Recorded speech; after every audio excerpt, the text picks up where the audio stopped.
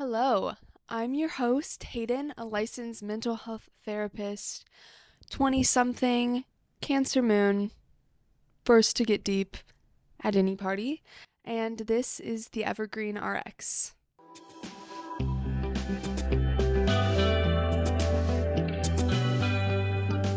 Welcome back to another mini dose.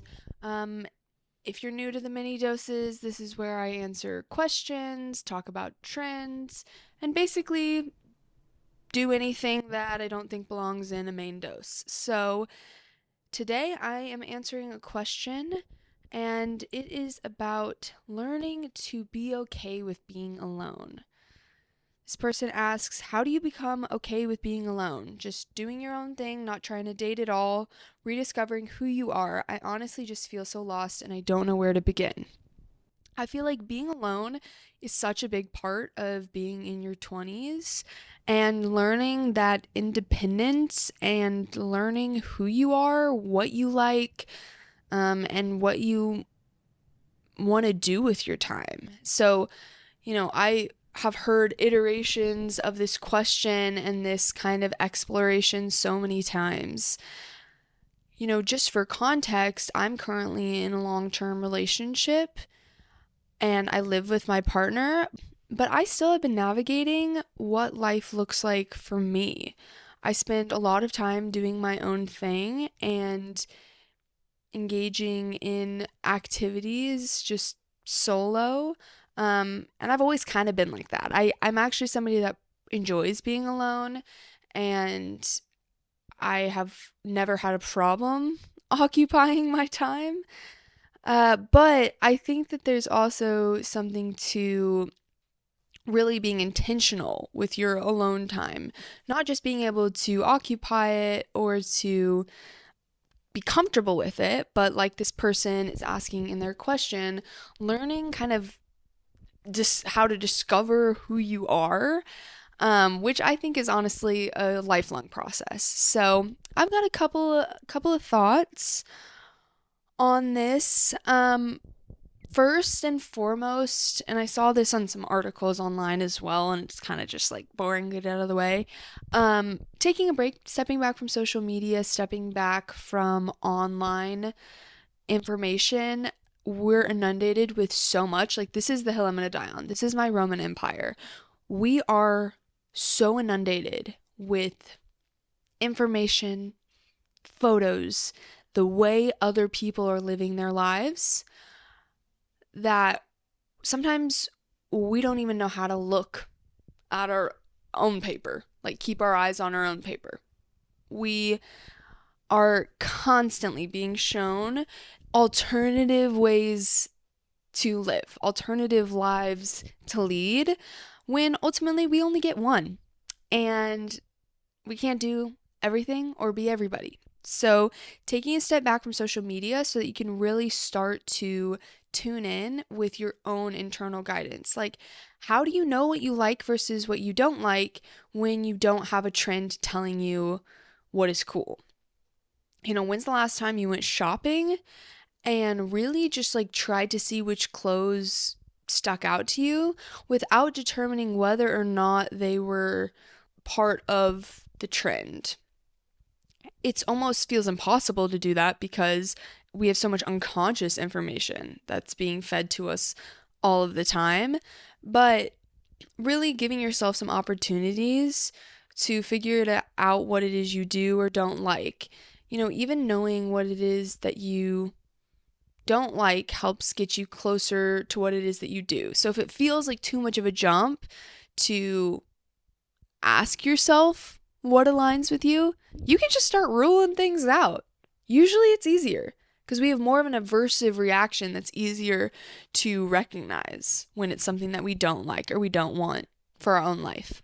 So the next thing is to do activities where other people are present, but it's more normal to be solo doing them. It might be a little bit of a leap to go on a solo dinner, but how about going to a coffee shop, going to the gym or a workout class, walking on a popular nature trail, volunteering, doing things where you're going to be with a group of people that you maybe like you don't necessarily know them, and maybe it's not really even the point to interact with anybody.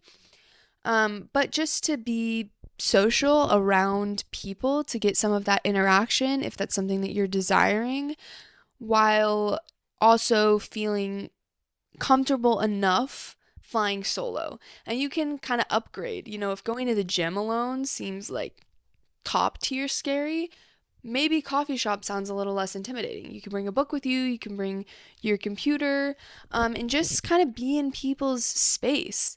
You never know what's going to happen either. You can meet someone that you really click with, or just, have a lovely interaction with the barista.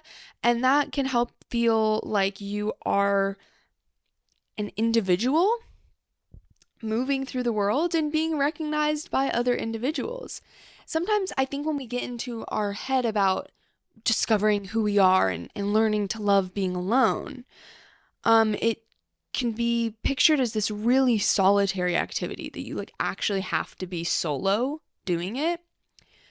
But I don't really think it's that black and white. There's value to like really being solitary and having some time just with yourself.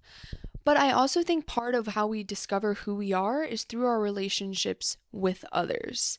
When people interact with us and kind of reflect parts of ourselves back to us, we can really learn a lot about ourselves. And ultimately, probably no one listening here is going to live completely independent of all relationships. So kind of growing that muscle on how to be in connection with people and maintain your own independence and autonomy. So in that same vein, balancing, solo time with time surrounded by others or maybe spent with others on this journey to spending time with yourself, getting to know yourself, I would say that spending some time in quietude is really important. Like, no podcast, no music, no book, no, distraction. Just kind of sitting with yourself and your thoughts in nature or in your house in a place where you feel really comfortable and seeing what comes up. I am going to once again get on my soapbox and say, if this is really hard for you, therapy can be really helpful for that. We have a lot of defenses that just turn on automatically. One of those defenses can be staying busy and staying constantly around people, constantly listening to something, being distracted by other input so that we don't have to sit with our thoughts and our feelings. Eek. I'm sorry. It's hard. But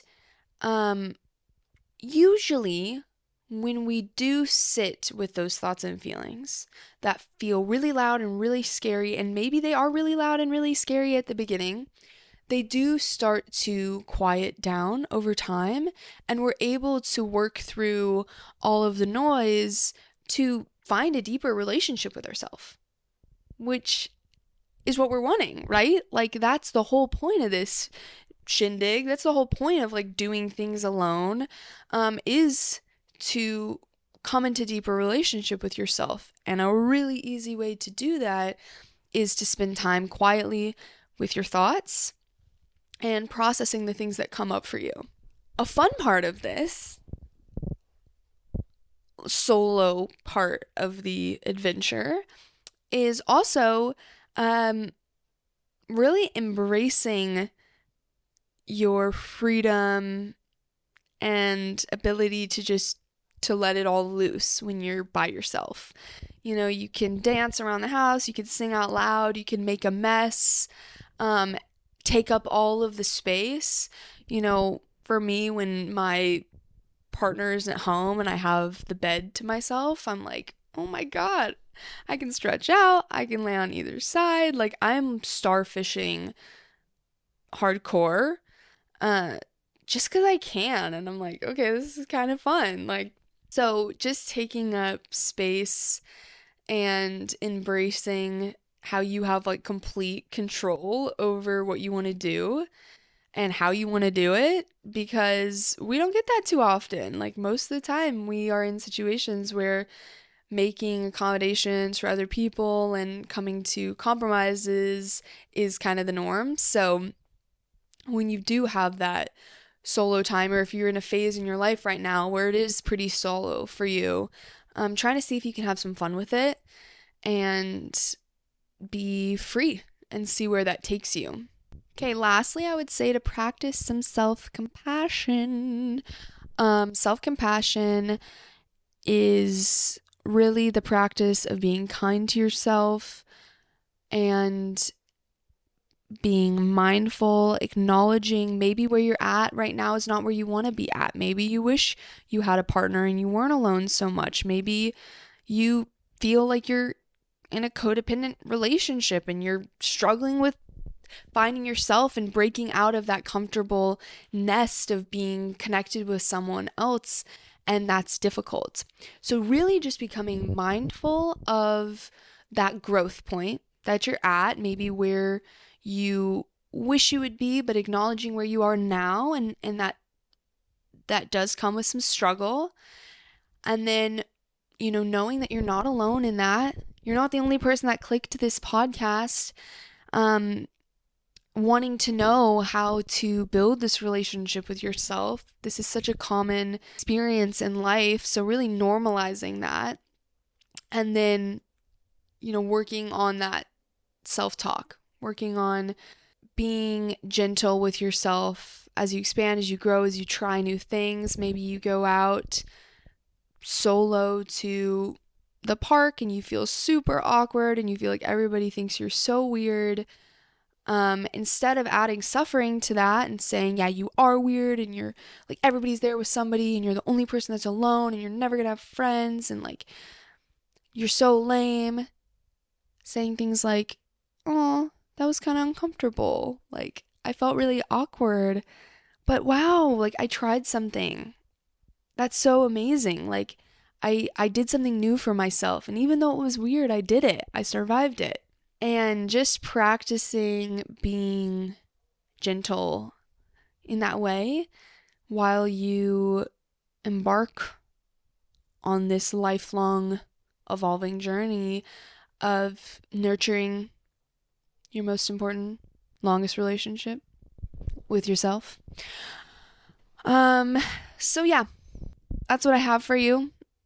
If you have any questions, any follow-up questions, anything, comments that you'd like to share with me, please reach out and follow along for more as we continue shaping this prescription for living well, getting a little witchy together, exploring mental health, exploring topics through the lens of intentionality, curiosity, and integrity. I'll catch you in the next one.